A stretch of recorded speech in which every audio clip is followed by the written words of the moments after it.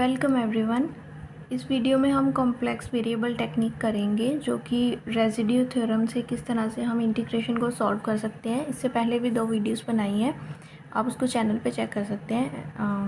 इसको अभी यहाँ पर हम करेंगे सेम जैसे हम रेजिड्यू फाइंड आउट करते हैं। सो ये हमारे पास है फंक्शन इस फॉर्म में है। तो यहाँ पे हमारे पास सिंपल इंटीग्रेशन का जो रिज़ल्ट है वो 2πi and sum of all the residues इस तरह से आ जाता है। तो इसको भी वैसे ही हम करेंगे। यहाँ पर z is equal to exponential iota theta e iota theta ये कंसिडर कर लेंगे। और यहाँ से कॉस थीटा हमारे पास आ जाएगा 1/2 z 1 + z। ये कैसे आया है ये सब पहले भी बताया है। ई iota theta plus E minus iota theta upon 2 ये यहाँ से, और ई आयोटा थीटा की जगह हमने z पुट कर लिया है। और यहीं से d theta is equal to d z over iota theta, sorry iota z, d z over iota z ये इसके इक्वल आ जाता है। तो अभी हमें इंटीग्रेशन की वैल्यू फाइंड आउट करनी है। इंटीग्रेशन हमारे पास हो जाएगी simply 1/2 0 to 2π 1 minus cos 2 theta sine square theta है हमारे पास। साइन स्क्वायर थीटा की हम लिख सकते हैं हम इसे 1 minus cos 2 theta divided by 2 के इक्वल। और नीचे हमारे पास 5 माइनस 4 कॉस थीटा ये है D theta.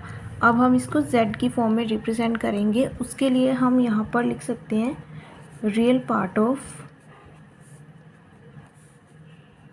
This whole integral. So इसका रियल पार्ट जो है वो हमारे पास अभी हम देखेंगे किस तरह से, क्या मतलब है इसका।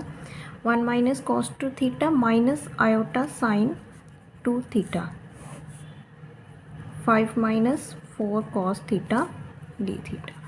तो ये लिखने का मीनिंग यही है, real part of this thing, meaning हमने इसको अगर हम इसके साथ लिख भी दें तो हमें जो इंटीग्रेशन की जो वैल्यू चाहिए वो इस पूरे इंटेग्रल का रियल पार्ट चाहिए। सो ये इसलिए लिख रहे हैं ताकि cos theta minus iota sine theta इस ई आयोटा थीटा हो जाए और हमें सॉल्व करने में ये इजी हो जाएगा। बाद में हमें उसका सिर्फ रियल पार्ट कंसिडर करना है। तो यहाँ पर हमारे पास आ जाएगा real part of 1/2 0 to 2π 1 minus E 2 iota theta हो जाएगा, क्योंकि cos 2 theta minus iota sine 2 theta था तो 2 आयोटा थीटा हो जाएगा। And 5 minus 4 cos theta d theta. तो अभी ये सारे को हम z की फॉर्म में भी रिप्रेजेंट कर सकते हैं। This is real part of 1/2 closed curve है तो c 1 माइनस जेड स्क्वायर हो जाएगा, क्योंकि z हमारे पास ई आयोटा थीटा के इक्वल था। एंड यहीं से d z is equal to d theta is equal to d z over iota Z.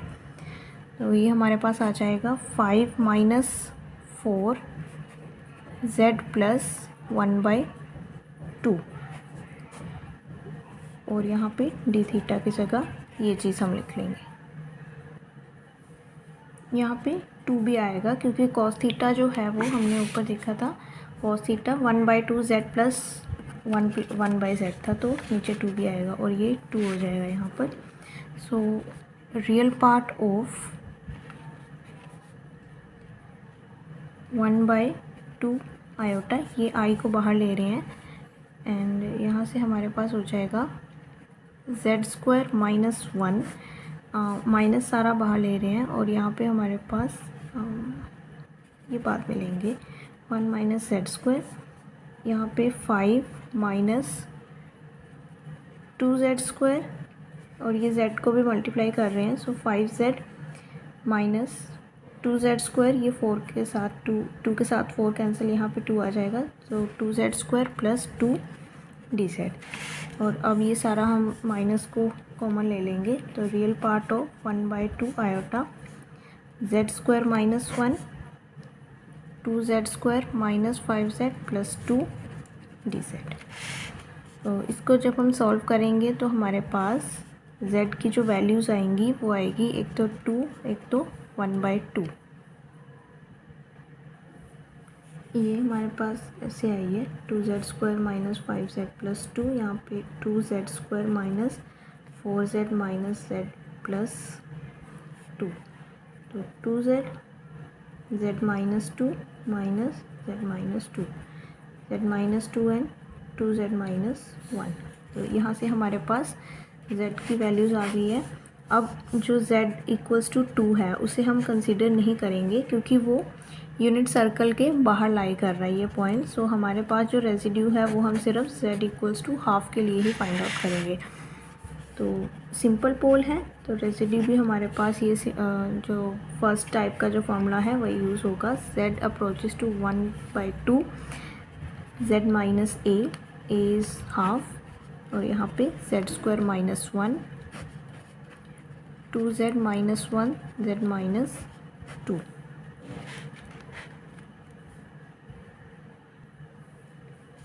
यहाँ से अगर हम 2 बाहर ले लेंगे तो z - half, z² - 1, 2, z - half, z - 2, ये इतना आ जाएगा। ये दोनों कैंसिल हो जाएंगे और ये 1/2 बन जाएगा। तो हमारे पास ये 1/2 और z की जगह हम हाफ पुट करेंगे, 1/4 आ जाएगा, -1 डिवाइडेड बाय z - 2 था तो हाफ - 2। तो इसका आंसर जो है वो आएगा 1/2 और -3/4 डिवाइडेड बाय -3/2। तो ये सारा सॉल्व करने के बाद यहाँ पे 2 -3 के साथ -3 कैंसिल, 1/4 आंसर आएगा। तो अभी इंटीग्रेशन कितना है, रेजिड्यू हमारे पास आ गया है 1/4 और इंटीग्रेशन हमारे पास था real part of 1/2 iota multiplied by 2 pi i and sum of the residues. ये तो हमने सिंपली इतना ही सॉल्व किया था, ये वाली चीज़ को हमने सॉल्व किया था। इसका रेजिड्यू जो है वो 1/4 आ रहा है। उसके अलावा हमारे पास यहाँ पर ये 1/2i ये भी था और इसका हमें रियल पार्ट लेना है, इसलिए हमें इंटीग्रेशन में सभी चीज़ों को इंक्लूड करना पड़ेगा। तो यहाँ पे real part of 1/2i into 2 pi iota और r हमारे पास है 1/4। तो 2 आयोटा के साथ 2 आयोटा कैंसिल और π/4 है, उसका रियल पार्ट भी उतना ही होगा।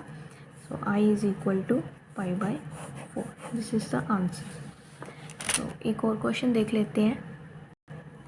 तो ये इंटेग्रल है हमारे पास 0 to π 1 + 2 cos theta divided by 5 + 4 cos theta d theta.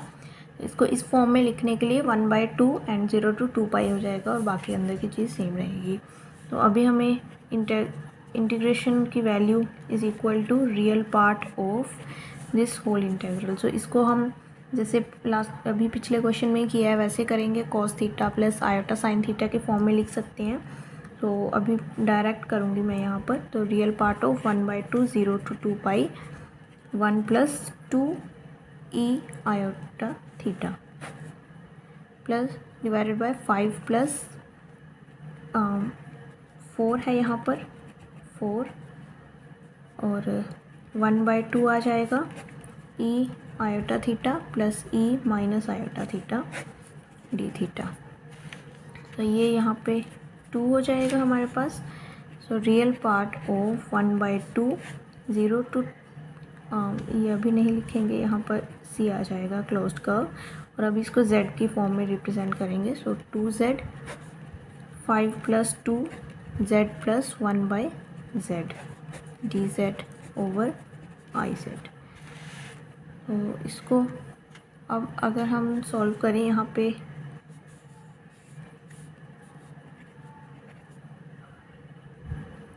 ये चीज़ को सॉल्व करने के बाद 5 + 2z यहाँ पे आ जाएगा 5z और ये एलसीएम लेके 5z² और 5z एंड 2z² और ये z के साथ z कैंसिल, तो यहाँ पे सिंपली 2 आएगा।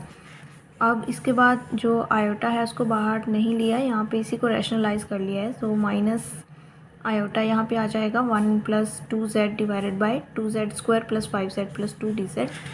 और इसको जब हम स्प्लिट करेंगे तो यहाँ पे आ जाएगा ये 2z + 1 z + 2।